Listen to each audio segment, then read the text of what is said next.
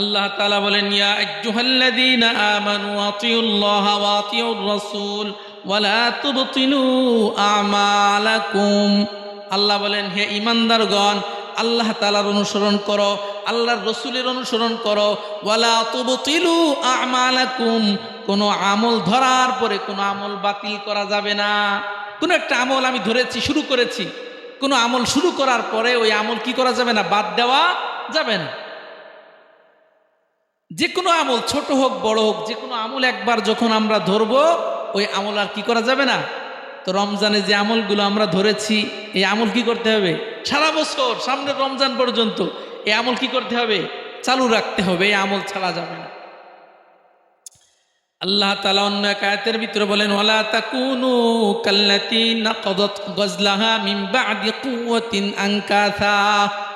আল্লাহ বলেন, ও দুনিয়ার মানুষ, ওই নারীর মতো হইও না যেই নারী সারাদিন কিছু এলোমেলো সুতাকে গুছিয়েছে, গোছানোর পরে সন্ধ্যাবেলা এই গোছানো সুতাগুলোকে কেটে নষ্ট করে ফেলেছে। ওই মহিলার মতো হইও না যেই মহিলা যারা তাঁতের কাজ করে, দেখবেন এই সুতা গোছাইতে কিন্তু অনেক সময় লাগে। এই যে লুঙ্গি, শাড়ি ইত্যাদি বানাইতে কিন্তু প্রথমে কি করা লাগে? সুতো গোছানো লাগে না? তো আল্লাহ তাআলা বলেন, যেই মহিলা, আর এই সুতো গোছানোর কাজ অধিকাংশ ক্ষেত্রে দেখা যায় মহিলারাই বেশি করে। এই যে লুঙ্গি, সুতো গোছাগুছি, এগুলো কারা করে বেশি? মহিলারা বেশি করে। যে অঞ্চলে এই তাঁতের কাজ চলে ওখানে খোঁজ নিয়ে দেখা যাবে। তো আল্লাহ তাআলা বলেন, যেই মহিলা সকাল থেকে নিয়ে সন্ধ্যা পর্যন্ত এই এলোমেলো সুতাগুলাকে সুন্দর করে গোছালো, গোছানোর পরে রাগ হয়ে অথবা যে কোনো কারণবশত সন্ধ্যাবেলা যদি এই সুতো কেটে নষ্ট করে ফেলে, তাহলে এটা কি কোনো বুদ্ধিমানের পরিচয় হলো? তাহলে সারাদিনের কষ্ট বৃথা হয়ে গেল না? হ্যাঁ, যদি ওই মহিলা সুতো না গোছাতো তো ভিন্ন কথা ছিল, গোছায় নাই, বাস এলোমেলো সুতো এলোমেলো অবস্থায় আছে। কিন্তু এই মহিলা সারাটা দিন কষ্ট করে সুতো গোছাইলো। কি প্রয়োজন ছিল সারাদিন কষ্ট করে সুতো গোছানোর? এই গোছানোর পরে যদি সুতো যদি কেটে নষ্ট করে দেওয়া হয়, তাহলে কি প্রয়োজন ছিল সুতো গোছানোর? আল্লাহ তাআলা বলেন যে ঠিক তদ্রূপভাবে কষ্ট করে আমল ধরার কি প্রয়োজন ছিল? কষ্ট করে রমজানে আমল আমরা ধরলাম, এখন যদি এই আমল ছেড়ে দিই তাহলে আমল ধরার কি উপকারিতা রয়েছে? কি প্রয়োজন ছিল আপনার আমার আমল ধরার, যদি আবার আমলটা ছেড়ে দিই? এই জন্য আমল কখনো কি করা যাবে না, ছাড়া যাবে না, আমল ধরতে হবে। হ্যাঁ, যদি কেউ আমল একবার ধরার পরে আমল ছেড়ে দেয়, তখন তার মর্যাদা বাড়ে না, তার মর্যাদা কমে। তার মর্যাদা কি? কোরআনুল হাকিমের ভিতরে একটা ঘটনা আছে। আল্লাহ তাআলা বলেন, ওয়াতলু আলাইহিম নাবাল্লাযী আতাইনাহু আয়াতিনা ফানসালাখা মিনহা ফাতবাহুশ শাইতানু ফাকানা মিনাল গাওয়িন। কোরআনুল হাকিমের ভিতরে একটা ঘটনা আছে। বালআম ইবনে বাউরা একজন আল্লাহ তাআলার প্রিয় বান্দা। সংক্ষেপে বুঝেন, আল্লাহ তাআলার এমন প্রিয় বান্দা যাকে বলা হয় মুস্তাজাবুদ দাওয়া, মানে দোয়া করলে দোয়া কবুল হয়ে যায় সঙ্গে সঙ্গে। এটা কি চারটিখানি বিষয়? মানে আল্লাহ তাআলার কতটা প্রিয় বান্দা হলে যে কোনো বিষয় দোয়া করলে সঙ্গে সঙ্গে দোয়া কবুল হয়ে যায়, মানে কতটা আল্লাহ তাআলার প্রিয় বান্দা হয়ে গিয়েছে। কিন্তু এই লোকটা যখন আমল ছেড়ে দিয়েছে, তার মর্যাদা কতটা নিচে নেমেছে এটা কোরআনুল হাকিমের ভিতরে আছে। আল্লাহ তাআলা তাকে এই মর্যাদা দিয়েছে যে তুমি দোয়া করলেই আমি দোয়া কবুল করব, তবে তোমার দোয়া হতে হবে কোরআন সুন্নাহ ভিত্তিক, তোমার দোয়া হতে হবে ভালো বিষয়ে। তোমাকে আমি ক্ষমতা দিলাম যে তুমি দোয়া করলেই আমি দোয়া কবুল করব। এখন তুমি যদি গুনার বিষয়ে যদি দোয়া করো, তাহলে এই দোয়া কি কবুল হবে? আল্লাহ তাআলা তাকে কারামতি দিয়েছে, তাকে শ্রেষ্ঠত্ব দিয়েছে, তার মর্যাদা দিয়েছে, সে দোয়া করলেই আল্লাহ দোয়া কবুল করবে। এখন ওই লোকটা যদি খারাপ বিষয়ে দোয়া করে, তাহলে এটা নেমোখারামি হবে না? ভাইয়েরা আমার, বন্ধুরা আমার, এই বালাম ইবনে বাউরার বিষয়টা ঠিক তদ্রূপ হয়েছে। বালাম ইবনে বাউরাকে আল্লাহ তাআলা এত ক্ষমতা দিয়েছেন, বালাম ইবনে বাউরা যে কোনো ব্যক্তির জন্য যদি কল্যাণের দোয়া করে, আমার আল্লাহ চুল পরিমাণ দেরি করেন না, সঙ্গে সঙ্গে ওই দোয়াটা কবুল করে নেয়। মুসা আলাইহিস সালাতু ওয়াস সালাম আল্লাহ তাআলার প্রিয় বান্দা না অপ্রিয় বান্দা? প্রিয় বান্দা না? তো আশরাফুল আম্বিয়া, অন্যান্য নবীদের ভিতরে একজন শ্রেষ্ঠ নবীর নাম হচ্ছে মুসা আলাইহিস সালাতু ওয়াস সালাম। তো মুসা নবী, তিনি আল্লাহর পক্ষে না আল্লাহর বিপক্ষে? আল্লাহর পক্ষে না? তো মুসা আলাইহিস সালামের সঙ্গে একটা সম্প্রদায়ের যুদ্ধ হয়েছে। তো মুসা আলাইহিস সালাম ইনসাফের পক্ষে আছে, সঠিকের পক্ষে আছে। আর ওই সম্প্রদায় জাব্বারিন সম্প্রদায়, ওরা ছিল ভ্রান্ত পথে। তো এখানে দোয়া করা, বালাম ইবনে বাউরার দায়িত্ব ছিল হকের পক্ষে দোয়া করা নাকি বাতিলের পক্ষে? হকের পক্ষে দোয়া করা উচিত ছিল না? তো মুসা আলাইহিস সালামের পক্ষে দোয়া করা উচিত ছিল। তা না করে ওই জাব্বারিন সম্প্রদায় যারা মুসা নবীর বিরুদ্ধে মানে যুদ্ধে লিপ্ত হয়েছিল, তারা বালাম ইবনে বাউরার কাছে আসছে মোটা অঙ্কের হাদিয়া নিয়ে। হুজুর, শুনেছি আপনি দোয়া করলেই নাকি দোয়া কবুল হয়, অতএব মুসা নবীর বিরুদ্ধে একটু দোয়া করেন, মুসা নবী যেন যুদ্ধে কি হয়ে যায়, হেরে যায়, আমরা জাব্বারিন সম্প্রদায় যেন যুদ্ধে কি হতে পারি, বিজয় লাভ করতে পারি। এখন বালাম ইবনে বাউরা বলতেছে, এটা কোনো কথা হলো? আল্লাহ তাআলা আমাকে ক্ষমতা দিয়েছেন, আমি দোয়া করলে দোয়া কবুল হয়, আমি দোয়া যদি যথাস্থানে না করি তাহলে তো এর প্রতিক্রিয়া খারাপও তো হতে পারে। তখন কয়, না কোনো সমস্যা নাই, আপনাকে মোটা অঙ্কের হাদিয়া দিব, সমস্যা কি? আপনি আমাদের পক্ষে মুসা নবীর বিরুদ্ধে শুধু একটু দোয়া করবেন, আপনি যা চান তাই দিয়ে দেব। মুসা নবী ওই বালাম ইবনে বাউরা কয়, না আমি এটা পারবো না, আমার পক্ষে সম্ভব না, মুসা নবীর বিরুদ্ধে তো বদদোয়া করা যাবে না।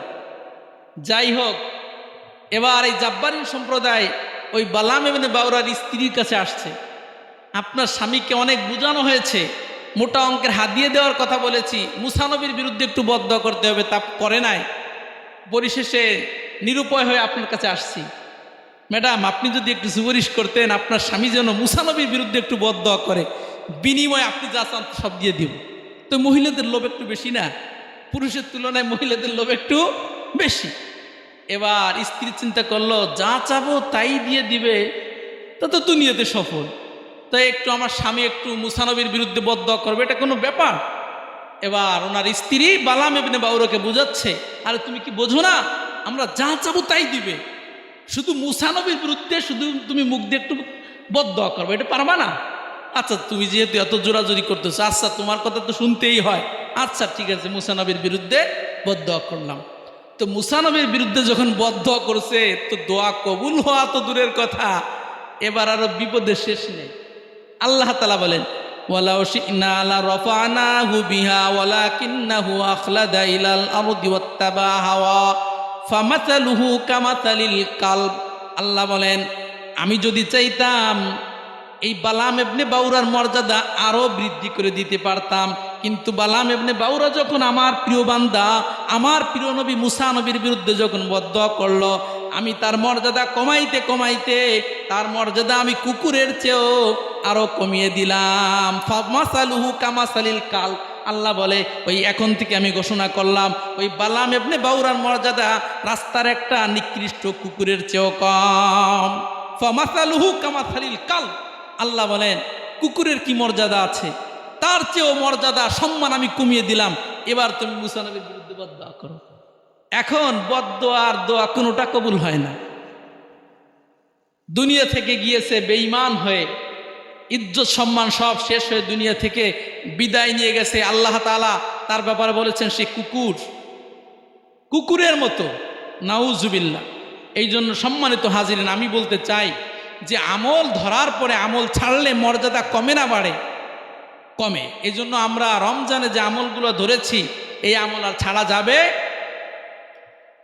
1 নাম্বার, এটা ছিল 2 নাম্বার। 3 নাম্বার, এই রমজানের ভিতরে আমরা কি কি আমলগুলো বেশি গুরুত্ব সহকারে আদায় করেছি, এই বিষয় নিয়ে আমরা একটু মুজাকারা করবো। যেমন 1 নাম্বার, নামাজ।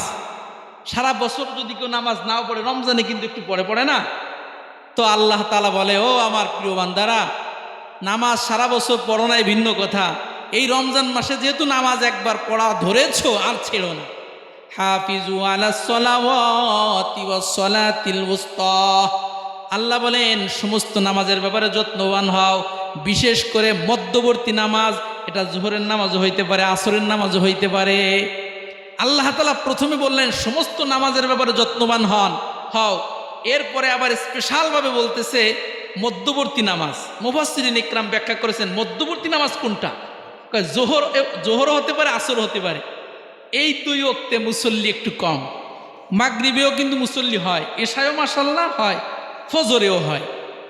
কিন্তু জোহর এবং আসরে মুসল্লি খুবই কম হয়, কারণ এই দুই ওক্তে মানুষ কর্মব্যস্ততায় বেশি লিপ্ত থাকে, যথাসময় নামাজ পড়ে না। তো যাই হোক, সম্মানিত হাজরিন, রমজানে যেহেতু আমরা নামাজ ধরেছি, যারা নামাজ রমজানে ধরেছে আর নামাজ ছাড়া যাবে না। কারণ মুমিনের যত আমল আছে তার ভিতরে শ্রেষ্ঠ আমলের নাম হচ্ছে নামাজ। আল্লাহ নবী বলেন, আউয়ালু মা ইউহাসাবু বিহিল আবদু ইয়াউমাল কিয়ামাতিস সালাহ। কিয়ামতের ময়দানে আল্লাহ তাআলা সর্বপ্রথম যেই আমলের হিসাব নেবেন ওই আমলের নাম হলো নামাজ। সর্বপ্রথম আল্লাহ তাআলা হিসাব চাবেন নামাজের। বান্দা তুমি নামাজের হিসাব দাও। যদি আল্লাহ তাআলার নবী বলেন, ফাইন উজিদাত তাম্মাতান কুতিবাত লাহু তাম্মাতান, যদি ফেরেশতারা হিসাব করে দেখে কারো আমল নামায় নামাজ পরিপূর্ণ আছে, অন্যান্য আমলের ভিতরে ঘাটতি আছে, আল্লাহ পাক রব্বুল আলামিন বলেন অন্যান্য নামাজের ভিতরে যে অন্যান্য আমলের ভিতরে যে ঘাটতি আছে ওই ঘাটতি তোমরা নামাজ দিয়ে পূর্ণ করে দাও। সুবহানাল্লাহ। তাহলে কিয়ামতের ময়দান সর্বপ্রথম নামাজের হিসাব হবে।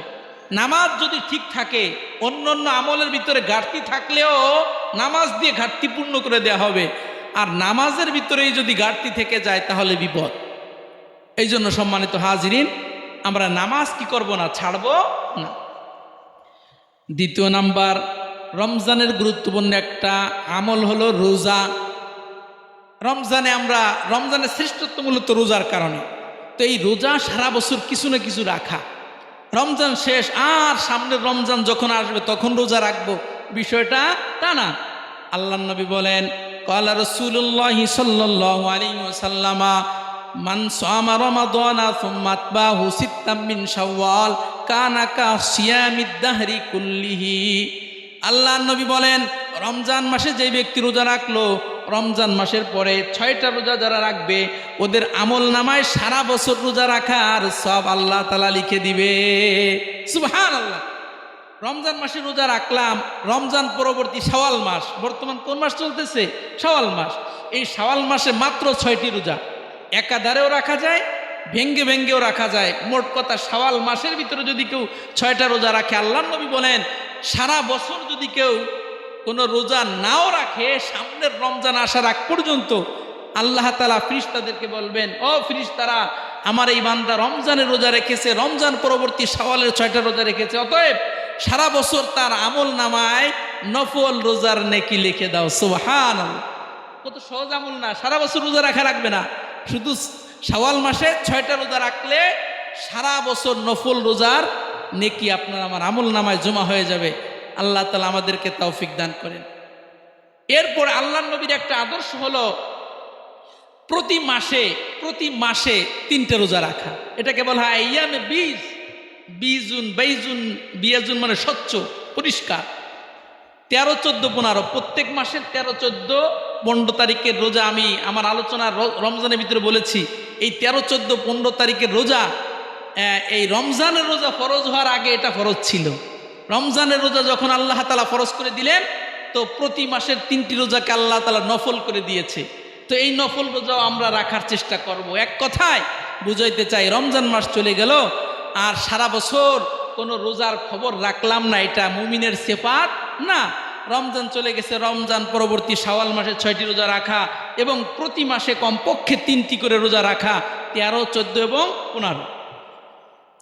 আরেকটা আমল হলো কোরআনুল কারীমের তিলাওয়াত। রমজানে আমরা কোরআনুল কারীমের তিলাওয়াত অনেক বেশি করি, আবার অনেক তারাবির ভিতর অনেক বেশি তিলাওয়াত শ্রবণ করি। এই আমলটাও সারা বছর কি রাখা, চালু রাখা। কারণ কোরআনুল কারীমের তিলাওয়াত করলে কোরআনুল কারীমের সাথে সম্পর্ক তৈরি হয়। কোরআনুল কারীমকে যদি আমরা বর্জন করি তো আল্লাহর রসুল আপনার আমার বিপক্ষে কিয়ামতের ময়দানে মামলা দায়ের করবে। নাউজুবিল্লাহ। আল্লাহ বলেন, ওয়াকালার রাসূলু ইয়া রাব্বি ইন্না কওমি ইত্তাখাযু হাযাল কুরআনা মাহজুরা। দুনিয়ার জমিনে যারা কোরআন পড়ে নাই, কোরআনের সাথে যারা সম্পর্ক রাখে নাই, কিয়ামতের ময়দানে আপনার আমার প্রিয় নবী আপনার আমার বিরুদ্ধে আল্লাহ তাআলার কাছে মামলা দায়ের করবে আর বলবে, রব্বে কারীম, আপনার এই আব্দুল খালেক, আব্দুল মালেক, এই বান্দাগুলি দুনিয়ার জমিনে কোরআন পড়ে নাই, কোরআন তেলাওয়াত শ্রবণ করে নাই, কোরআনের সাথে কোনো সম্পর্ক পর্যন্ত রাখে নাই। আল্লাহর নবী যদি আপনার আমার বিপক্ষে যদি মামলা দায়ের করে, পরিস্থিতি কত খারাপ হয়ে যাবে। এই জন্য প্রিয় ভাইরা আমার, কোরআনুল কারীম হ্যাঁ যে যতটুকু পারি আমরা সারা বছর তিলাওয়াত করার চেষ্টা করব। আল কোরআন হুজ্জাতুন লাকা ওয়া আলাইক, আল্লাহর নবী বলেন, ও আমার উম্মতের দল, এই কোরআন কিয়ামতের ময়দানে কারো পক্ষে দলিল হবে, আবার কারো বিপক্ষেও দলিল হবে। এই কোরআন কারো পক্ষে দলিল হবে, আবার কারো বিপক্ষে দলিল হবে। কোরআন যারা তেলাওয়াত করবে, তেলাওয়াত শ্রবণ করবে, কোরআনের সাথে যারা সম্পর্ক রাখবে, কোরআন কিয়ামতের ময়দানে তাদের পক্ষে কথা বলবে। কোরআনের সাথে যাদের সম্পর্ক থাকবে না, কোরআন তাদের বিপক্ষে কিয়ামত দিবসে কি বলবে? কথা। আল্লাহু আকবার। আর একটা আমল হলো জিকির। রমজানে যেমনিভাবে আমরা জিকির আজগার করেছি সকাল সন্ধ্যা, ঠিক তদ্রূপভাবে রমজান চলে গেছে, এখনো জিকির আজগার করা। রমজান শেষ, ইবাদত বন্দেগী সব শেষ হয়ে গেছে বিষয়টা তা না। এই রমজান পরবর্তী সময়েও আমাদের কি করতে হবে? সকাল সন্ধ্যা অবসর সময় আমরা একটু জিকির করব। জিকির করতে কিন্তু কোনো সময় লাগে না। আপনি আমি যে কোনো কাজে আমরা ব্যস্ত থাকি না কেন, শুধু মুখ দিয়ে কথা না বললে এই সময়টা কথা বলতে, উদাহরণস্বরূপ যারা আলোচক আছে ওনারা তো আবার জিকির করতে পারেন আলোচনার ভিতরে। এই সময় ছাড়া, মানে মুখ দিয়ে কথা বলা ছাড়া অন্য যত কাজ আছে প্রত্যেকটা কাজের ভিতরে কিন্তু কি করা যায়? জিকির করা যায়। আল্লাহর নবী বলেন, মাসালুল্লাযী ইয়াযকুরু রাব্বাহু ওয়াল্লাযী লা ইয়াযকুরু রাব্বাহু কামাসালিল হাইয়্যি ওয়াল মাইয়্যিত। আল্লাহর নবী বলেন, যারা জিকির করে আর যারা জিকির করে না, তাদের উদাহরণ হলো মৃত এবং জীবিত অন্তরের মতো। তার মানে হলো যারা কোরআনুল কারীম, যারা জিকির করে তাদের অন্তর জীবিত, যারা জিকির করে না তাদের অন্তর মৃত। জিকির করলে অন্তর কি হয়? জীবিত হয়। আর যেই অন্তরে আল্লাহ তাআলার জিকির নাই, আল্লাহর নবীকে বলেন কাল বাইতুল খরিব, একটা বিরান ঘর।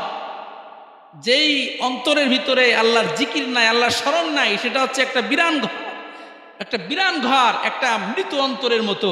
এই জন্য আমাদের বেশি বেশি কি করতে হবে? জিকির করতে হবে। আল্লাহ নবীর সাহাবী হযরত জাবের রাদিয়াল্লাহু তাআলা আল্লাহ নবীকে বলে, ইয়া রাসূলুল্লাহ, ইন্না শারাআইয়াল ইসলামি কদ কাসুরাত আলাইয়া। ও আল্লাহর হাবিব, ইসলামের অনেক বিধিবিধান রয়েছে, সব বিধিবিধান আমার পক্ষে পালন করা সম্ভব নয়। ফাআখবিরনি বিআমালিন আতাশাব্বাসু বিহি, আপনি আমাকে একটা সহজ আমলের কথা বলেন, যেই সহজ আমলটা আমি অত্যন্ত কঠিনভাবে যেন ধারণ করতে পারি। হুজুর, ইসলামের বিধিবিধান তো অনেক বেশি, সব বিধিবিধান পালন করাও সম্ভব নয়।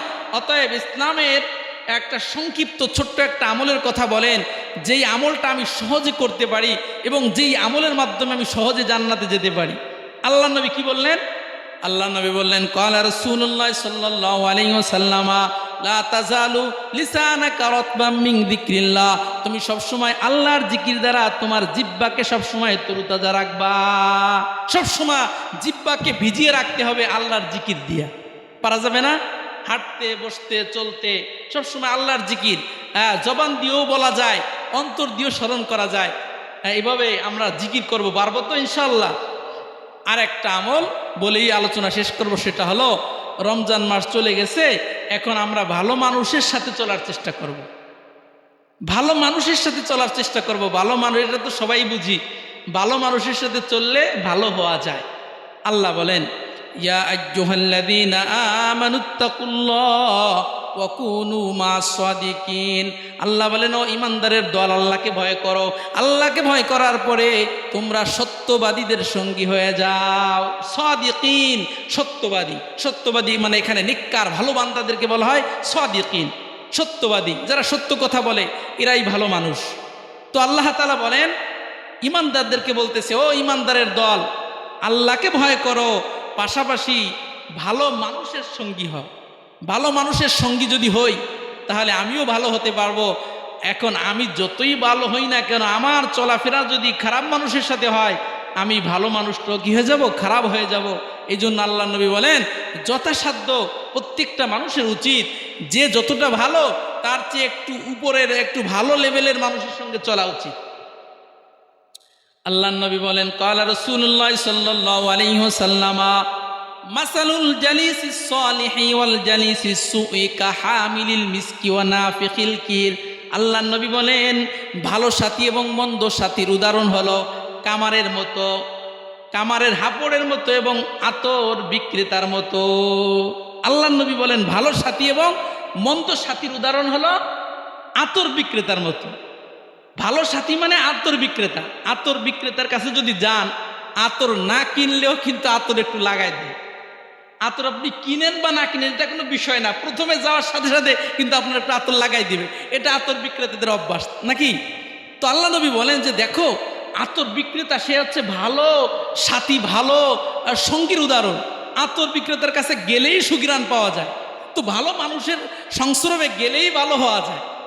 আল্লাহ নবী বলেন এর বিপরীত হচ্ছে যে কামারের ওই যে কামারের দোকানে হাপড় করে না, আল্লাহ নবী বলেন নাফিকিল কি, মানে ওই কামড়ের হাপড় যিনি টানে ওটা কামার বলে না।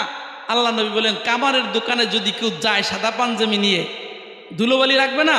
অবশ্যই ধুলোবালি লাগবে। দেখবেন যে ওই কামারের দোকানে কি একটা অবস্থা, একেবারে রান্নাঘরে ওই যে যারা লাকড়ি দিয়ে পাকশাক করে ওনাদের ঘরের যে অবস্থা, ঠিক তো দ্রুতভাবে ওই যে কামারের দোকানের অবস্থা কিন্তু ওই রকমের, কালি না, প্রচুর পরিমাণ কালি। আল্লাহ নবী বলেন যে ওই কামারের দোকানে গেলে সাদা জামা নিয়ে গেলে কিন্তু কালো হয়ে যায়। ঠিক তো দ্রুতভাবে খারাপ সাথীর সংস্রবে গেলে যত ভালো মানুষ যাক না কেন ওই ভালো মানুষটা কী হয়ে যাবে? খারাপ হয়ে যাবে। এই জন্য আমরা চেষ্টা করব ভালো মানুষের সাথে চলার। আল্লাহ তাআলা আমাদেরকে কথাগুলির উপরে পরিপূর্ণ বোঝার এবং আমল করার তৌফিক দান করেন।